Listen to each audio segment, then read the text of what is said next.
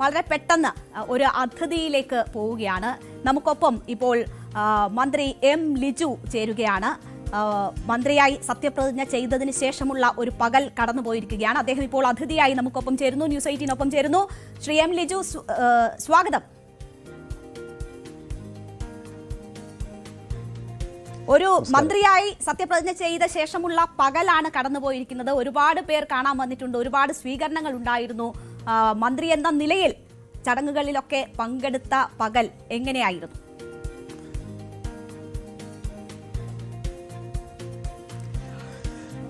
മന്ത്രി എന്ന നിലയിൽ ഔദ്യോഗികമായ ചടങ്ങുകളിൽ പങ്കെടുത്ത് തുടങ്ങിയിട്ടില്ല. ഇപ്പോൾ മറ്റു തരത്തിൽ കേരളത്തിൻ്റെ വിവിധ പ്രദേശങ്ങളിൽ നിന്ന് വന്ന, എൻ്റെ മണ്ഡലത്തിൽ നിന്ന് വന്ന പ്രവർത്തകരുമായും ഒക്കെ സംസാരിക്കുകയായിരുന്നു. കൂടാതെ അനൗപചാരികമായ ചർച്ചകൾ, അതായത് ഓഫീസ് പ്രവർത്തനവുമായി ബന്ധപ്പെട്ട കാര്യങ്ങൾ, അങ്ങനെയാണ് ഇന്നത്തെ ഒരു ദിവസം മുന്നോട്ട് പോയത്. പിന്നെ ഇന്ന് രാവിലെ മാതൃഭൂമിയുടെ മന്ത്രിമാരുടെ എല്ലാവരുമായിട്ടുള്ള ഒരു അവരുടെ ഓഫീസ് സന്ദർശനവുമായി ബന്ധപ്പെട്ട മീറ്റിംഗ് ഉണ്ടായിരുന്നു. അങ്ങനെയുള്ള കാര്യങ്ങളൊക്കെയായിരുന്നു. സ്വയം ഒരു മന്ത്രിയായി ആ നിലയിലേക്ക് മനസ്സ് പരുവപ്പെട്ട് കഴിഞ്ഞോ?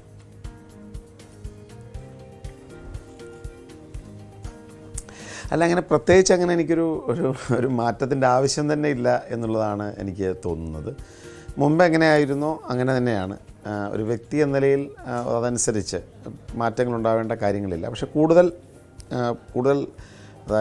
കൂടുതൽ ഉത്തരവാദിത്വത്തോടു കൂടി, കൂടുതൽ കാര്യക്ഷമതയോടുകൂടി പ്രവർത്തിക്കാനുള്ള തയ്യാറെടുപ്പുകൾ നടത്തണം. അതാണ്, അത്രമാത്രമേ ഉള്ളൂ. അതല്ലാതെ വേറൊരു തരത്തിൽ ഇതുവരെ മന്ത്രിയല്ലായിരുന്നു, അല്ലെങ്കിൽ ഒരു വ്യക്തിയായിരുന്നു, ഒരു പൊതുപ്രവർത്തകനായിരുന്നു, ഇപ്പം മന്ത്രിയായി കഴിയുമ്പോൾ വേറൊരു മാറ്റം അങ്ങനെയില്ല.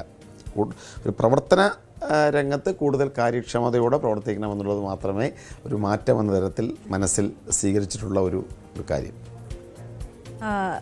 ലിജു, താങ്കൾ ഇന്നലെ സത്യപ്രതിജ്ഞ ചെയ്തു. താങ്കൾ അതിൻ്റെ ആഹ്ലാദത്തിൽ നിൽക്കുമ്പോൾ തന്നെയാണ് മണ്ഡലത്തിൽ ആരെയാണോ തോൽപ്പിച്ചത് ആ എതിർ സ്ഥാനാർത്ഥി കരഞ്ഞോട്ടു പിടിച്ചാണ് ലിജു ജയിച്ചത് എന്ന് പറഞ്ഞൊരു വീഡിയോ സമൂഹ മാധ്യമത്തിൽ ഇട്ടത്. കരഞ്ഞോട്ടു പിടിച്ചു, മാത്രവുമല്ല തന്നെ വ്യക്തിഹത്യ ചെയ്യുന്ന നിലയിലായിരുന്നു പ്രചരണം എന്നും കൂടി പറഞ്ഞു.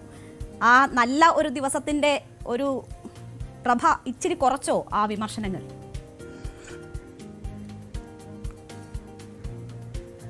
അല്ല, അതിലൊന്നും ഒരു അർത്ഥമില്ല. നമുക്കറിയാമല്ലോ, ഇപ്പോൾ ഞാൻ തെരഞ്ഞെടുപ്പ് രംഗത്ത് പ്രവർത്തിച്ചത് എന്താണ് എന്നതിനെക്കുറിച്ച് മാധ്യമങ്ങൾക്കുൾപ്പെടെ അറിയാം.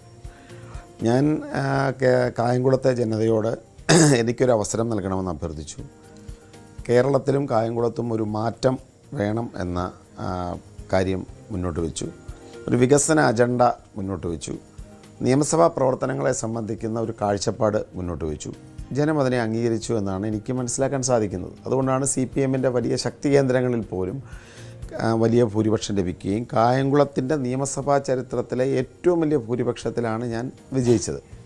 അപ്പോൾ അതുകൊണ്ട് തന്നെ എൻ്റെ ഒരു ഫോക്കസ് എന്ന് പറഞ്ഞാൽ ഇനിയുള്ള കാലാവധി, അതായത് എൻ്റെ ടെന്യൂർ, നിയോജകമണ്ഡലത്തിന് ഏറ്റവും മികച്ച പ്രവർത്തനം ഉറപ്പുവരുത്തുക.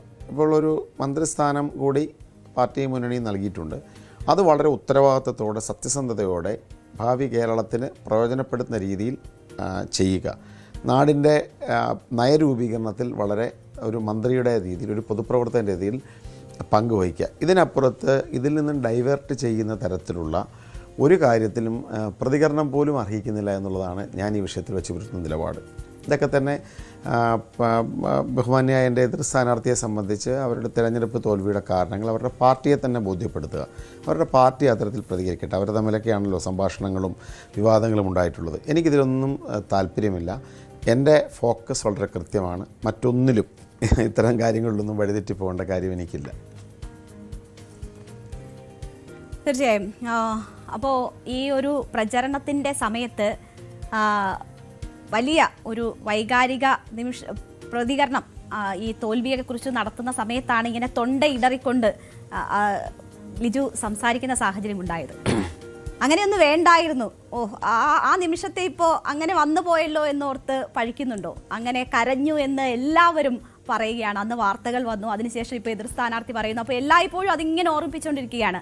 ആ ഒരു വൈകാരികമായിട്ടുള്ള ആ നിമിഷത്തെ ഇപ്പോൾ പഴിക്കുന്നുണ്ടോ, അല്ലെങ്കിൽ അത് വേണ്ടിയിരുന്നില്ലെന്ന് തോന്നുന്നുണ്ടോ? എന്തിന് ഞാൻ തെരഞ്ഞെടുപ്പ് കൺവെൻഷനിൽ സംസാരിച്ചത് പ്രവർത്തകരുടെയും ജനങ്ങളുടെയും മുമ്പിലാണ്. എനിക്ക് മുമ്പ് സംസാരിച്ച സഹപ്രവർത്തകരൊക്കെ തന്നെ എന്നെ സംബന്ധിച്ച് നിർണായകമായ ഒരു തിരഞ്ഞെടുപ്പാണ് എന്ന് പറയുകയുണ്ടായി. മുൻപ് നടന്ന തിരഞ്ഞെടുപ്പുകളിലെ പരാജയത്തെക്കുറിച്ച് സംസാരിച്ചു. സ്വാഭാവികമായും ഞാൻ സംസാരിക്കുമ്പോൾ എൻ്റെ പ്രവർത്തകരോടും എൻ്റെ സഹപ്രവർത്തകരോടും സംസാരിക്കുമ്പോൾ ഞാൻ മുന്നോട്ട് വെക്കുന്ന രാഷ്ട്രീയ അജണ്ട, എൻ്റെ രാഷ്ട്രീയ ജീവിതത്തെക്കുറിച്ച് സംസാരിക്കും. ഒരു സ്കൂൾ വിദ്യാർത്ഥിയായിരിക്കും, ഒരു 5ാം ക്ലാസ്സിൽ പഠിക്കുന്ന സമയത്താണ് KSUവിൽ അംഗത്വം എടുത്ത് പ്രവർത്തനം തുടങ്ങുന്നത്. നീണ്ട വർഷങ്ങൾ, 47 വയസ്സിനിടയ്ക്ക് ഏകദേശം 4 പതിറ്റാണ്ടിനടുത്ത് കോൺഗ്രസും അതിൻ്റെ വിദ്യാർത്ഥിജന പ്രസ്ഥാനങ്ങളുമായി പ്രവർത്തിച്ചാണ് മുന്നോട്ട് പോയത്. മത്സരിക്കാൻ അവസരം ലഭിച്ചതൊക്കെ CPM ശക്തി കേന്ദ്രങ്ങളിലായിരുന്നു, കായംകുളത്തും അമ്പലപ്പുഴയിലും ഒക്കെ തന്നെ. ശ്രീ G. സുധാകരനെ പോലെയുള്ള നേതാക്കന്മാരായിട്ടാണ് ആദ്യമായി മത്സരിച്ചത്. സ്വാഭാവികമായും 3 തെരഞ്ഞെടുപ്പ് പരാജയങ്ങളെക്കുറിച്ച് സംസാരിച്ചുകൊണ്ട് 4ാമതൊരു തവണ കൂടി മത്സരിക്കുമ്പോൾ എനിക്കൊരവസരം നൽകണം എന്ന് സംസാരിച്ചു. അത് ഞാൻ പറഞ്ഞത് ഇങ്ങനെയാണ്: ഞാൻ തെരഞ്ഞെടുപ്പ് രംഗത്ത് മത്സരിച്ചപ്പോഴും പൊതുപ്രവർത്തന രംഗത്തും സത്യസന്ധമായ ഒരു രാഷ്ട്രീയ പ്രവർത്തന ശൈലി വെച്ച് പുലർത്തിയിട്ടുണ്ട്. ആത്മാർത്ഥമായിട്ടാണ് പെരുമാറിയിട്ടുള്ളത്. അപ്പോൾ എന്നിട്ടും നമുക്ക് ജയിക്കാൻ സാധിച്ചില്ല. കാരണം നേരത്തെ പറഞ്ഞതുപോലെ കടുത്ത CPM കേന്ദ്രങ്ങളിലൊക്കെയാണ് മത്സരിക്കുന്നത്. അതുകൊണ്ട് ഇത്തവണ ഒരു അവസരം നൽകണം എന്ന് പറഞ്ഞപ്പോൾ എൻ്റെ തൊണ്ടയിടറി. എന്തിനാണ് അതിനകത്ത് ഖേദിക്കേണ്ട കാര്യം എന്താ? കാരണം ഒരു മനുഷ്യരല്ലേ നമ്മൾ. മനുഷ്യരെന്ന് പറഞ്ഞു കഴിഞ്ഞാൽ തൊണ്ടയിറുമ്പോൾ നമുക്ക് മനസ്സിൽ എന്താ പറഞ്ഞത്, നമ്മുടെ ജീവിതത്തെ അല്ലെങ്കിൽ നമ്മുടെ രാഷ്ട്രീയ ജീവിതം, ഇതെല്ലാം നമ്മൾ മുന്നോട്ട് വെക്കുമ്പോൾ മനസ്സിൽ ഒരു ഗദ്ഗതം ഉണ്ടായിക്കഴിഞ്ഞാൽ അതിന് മറച്ചു വെക്കേണ്ട കാര്യം എന്താ? അതിന് ഖേദം പ്രകടിപ്പിക്കേണ്ട കാര്യം എന്താണ്? അത് മനുഷ്യരായതുകൊണ്ടാണ് അത്തരത്തിൽ ചിന്തിക്കേണ്ടത്. നമ്മൾ ചിരിക്കുമ്പോൾ നമ്മൾ ചിരിക്കാറില്ലേ? അതല്ലാതെ നമ്മൾ ബലം കാര്യം. ലിജു ഇപ്പോ ഇതിന് ശേഷം, ഫലം വന്നതിന് ശേഷം പാർട്ടിയിലെ ഒരു വിഷയവുമായി ബന്ധപ്പെട്ട ഒരു അഭിപ്രായം പറഞ്ഞു. അത് ഒരു പൊടിക്ക് അടങ്ങൂ എന്ന് പറയുകയാണ്. അതൊരു നല്ല ഉദ്ദേശത്തോടു കൂടി പറഞ്ഞതാണ്. പക്ഷേ അവിടെ എന്തായിരുന്നു? സമൂഹ മാധ്യമങ്ങളിൽ വലിയ രീതിയിൽ താങ്കൾ ആക്രമിക്കപ്പെട്ടു. അതിനുശേഷം പറഞ്ഞു കരഞ്ഞു കയറി വന്നതാണ്, എന്നിട്ട് ഇപ്പോൾ പറയുന്ന കണ്ടില്ലേ എന്ന് പറഞ്ഞൊക്കെയുള്ള വലിയ കുറ്റപ്പെടുത്തലുകൾ കേൾക്കേണ്ടി വന്നു. എല്ലായിടത്തും ഈ കരഞ്ഞത് ഇങ്ങനെ കോട്സിൽ വരികയാണ്. അതുകൊണ്ടാണ് ഞാൻ അങ്ങനെ ആ നിമിഷത്തെ ഇപ്പോൾ അത് വേണ്ടിയിരുന്നില്ല, അല്ലെങ്കിൽ അങ്ങനെ വന്നു പോയല്ലോ എന്ന് ഓർത്ത് വിഷമിക്കുന്നുണ്ടോ എന്ന് ചോദിച്ചത്. ഒരിക്കലല്ല. ഇല്ല.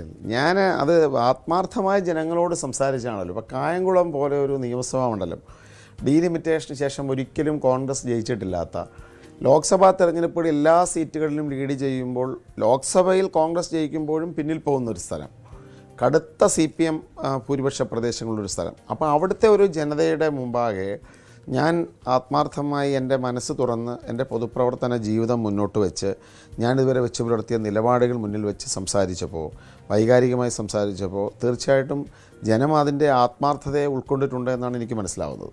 കൂടാതെ മാത്രമല്ല, അതും ഒരു ഘടകമാണ്. കൂടാതെ മാറ്റത്തിന് വേണ്ടി പറഞ്ഞ കാര്യങ്ങൾ, ഞാൻ മുന്നോട്ട് വെച്ച വികസന രാഷ്ട്രീയ അജണ്ട, ഇതിനെയാണ് അംഗീകരിച്ചത്. പിന്നെ നേരത്തെ പറഞ്ഞതുപോലെ ഈ ഏതെങ്കിലും തരത്തിൽ ആളുകൾ അതിനെയൊക്കെ പറഞ്ഞാൽ, അല്ലെങ്കിൽ അതിനെയൊക്കെ ട്രോളുകളാക്കി മാറ്റിയാൽ, എന്നെ വിമർശിക്കുന്നതിന് വേണ്ടി പറഞ്ഞു കഴിഞ്ഞാൽ, അതൊക്കെ അവരുടെ വ്യക്തി സ്വാതന്ത്ര്യമെന്ന് മാത്രമേ എനിക്കത് കാര്യത്തിൽ പറയാനുള്ളൂ. ഞാൻ തന്നെ നേരത്തെ പറഞ്ഞു ഒരു പൊടിക്കടങ്ങണമെന്ന് പറഞ്ഞത് എന്താണ്? ഞാൻ വളരെ കൃത്യമായിട്ട് പറഞ്ഞതാണ്, കോൺഗ്രസ് എന്ന് പറഞ്ഞൊരു ജനാധിപത്യ പ്രസ്ഥാനമാണ്. വ്യത്യസ്തമായ പേരുകൾ ഉയർന്നു വരും. ആ പ്രസ്ഥാനത്തിലെ നേതാക്കന്മാരുടെ പേരുകൾ ഉയർത്തിക്കൊണ്ടുവരുന്നതിലും തെറ്റില്ല. പക്ഷേ അതിൻ്റെ പേരിൽ നേതാക്കന്മാരുടെ ഫ്ലെക്സ് കയറുക, KC വേണുഗോപാലിൻ്റെ ഫ്ലെക്സ് കയറുക, VD സതീശൻ്റെ ഫ്ലെക്സിൽ തുപ്പുക, രമേശ് ചെന്നിത്തലയെ ആക്ഷേപിക്കുക, ഇങ്ങനെയൊക്കെ തുടങ്ങുന്ന പ്രവണതകൾ അത് ഏത് ആരാധക വൃന്ദം ചെയ്താലും അവരൊരു പൊടിക്ക് അടങ്ങണം അല്ലെങ്കിൽ കുറച്ച് സംയമനം പാലിക്കണമെന്ന് പറഞ്ഞാൽ അതിനകത്ത് എന്തെങ്കിലും തെറ്റുണ്ടെന്ന് ഞാൻ കരുതുന്നില്ല. പക്ഷേ ഞാനത് കുറച്ച് അഗ്രസീവായിട്ടാണ് പറഞ്ഞത്. ഇപ്പം നമുക്ക് നേരത്തെ ഞാൻ പറഞ്ഞതുപോലെ മനസ്സിലൊരു മനസ്സിൽ നീങ്ങി നിൽക്കുന്ന ഒരു ആശങ്കകൾ, അല്ലെങ്കിൽ പറയുമ്പോൾ നമുക്കുള്ളിൽ ഗദ്ഗതം വരും എന്ന് പറഞ്ഞതുപോലെ ആത്മരോഷം ഉണ്ടാകുമ്പോൾ നമ്മുടെ ചില ശരീരഭാഷയിൽ പ്രതിഫലിക്കും. പക്ഷേ കൂടുതൽ രാഷ്ട്രീയ പ്രവർത്തനം ഞാൻ പരമാവധി എൻ്റെ ഇത്രയും വർഷത്തെ രാഷ്ട്രീയ ജീവിതത്തിൽ ഞാൻ പരമാവധി സംയമനവും അല്ലെങ്കിൽ സഹിഷ്ണുതയും വെച്ച് പുലർത്താനാണ് പലപ്പോഴും ശ്രമിച്ചിട്ടുള്ളത്. പക്ഷേ ഒരു നിമിഷം ചിലപ്പോൾ നമുക്ക് രോഷമുണ്ടാകും, സ്വാഭാവികമല്ലേ? അപ്പോൾ അതിൻ്റെ പേരിൽ ഇത്തരത്തിൽ ആരെങ്കിലും പറഞ്ഞു എന്നുകൊണ്ട് ഞാനെന്തിനെ ഖേദിക്കണം? അതൊക്കെ ഒരു മനുഷ്യനാകുമ്പോൾ തീർച്ചയായിട്ടും അത്തരത്തിൽ കൂടി പെരുമാറുന്നവരാകണം.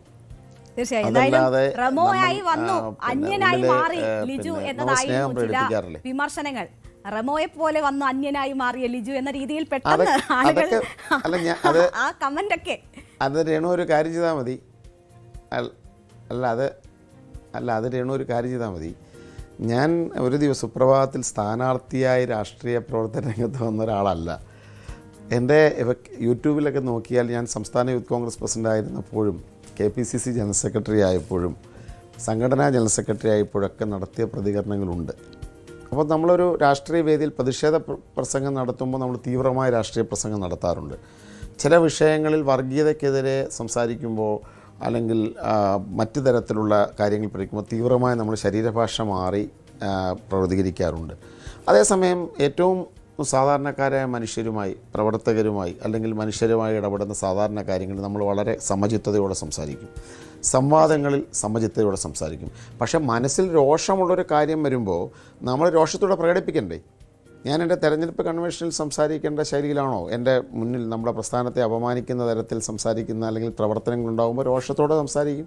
അത് സ്വാഭാവികമല്ലേ? പക്ഷേ ഞാൻ പിന്നീട് എനിക്ക് തോന്നി കുറച്ചുകൂടെ സമചിത്തതയാകുമായിരുന്നു തോന്നി എന്നതിനപ്പുറത്ത് എൻ്റെ ഒരു പൊതുവായ ശൈലിയിൽ അതൊന്നും മാറ്റം വരുത്തുന്നില്ല. പക്ഷേ രോഷം എന്നതും ഒരു ഘടകമാണ്. ഇപ്പോൾ നമ്മൾ കാണുന്നിട്ടില്ലേ, ഏതൊക്കെ രാഹുൽ ഗാന്ധി പണ്ട് ക്രൈം MP-മാരുടെ സംബന്ധിച്ച് ബില്ല് വലിച്ചു കീറുന്നൊരു പ്രകടനം അദ്ദേഹത്തിൻ്റെ ഭാഗത്തുനിന്നുണ്ടായി. ഇന്ത്യൻ സൗമ്യനായ ഒരാളാണ്. ഇന്ത്യൻ പാർലമെൻറ്റിൽ സംസാരിക്കുമ്പോൾ ഏറ്റവും സൗമ്യനായി നിൽക്കുന്ന ശ്രീ രാഹുൽ ഗാന്ധി രൂക്ഷമായി സംസാരിക്കുന്നത് നമ്മൾ കണ്ടിട്ടില്ലേ? ശ്രീ ഉമ്മൻചാണ്ടി കേരളം കണ്ട ഏറ്റവും സൗമ്യനായ രാഷ്ട്രീയ പ്രവർത്തനം, എത്രയോ നമ്മുടെ നിയമസഭയിൽ അതിശക്തമായി സംസാരിച്ചിട്ടുണ്ട്. ഇതിന് ശരീരഭാഷ മാറ്റം ഉണ്ടാകാറില്ലേ? അപ്പോൾ അതൊക്കെ ഒരു വ്യക്തിയെ സംബന്ധിച്ച് ഒരാളിൻ്റെ എപ്പോഴും ശൈലി ഒരുപോലെയല്ല.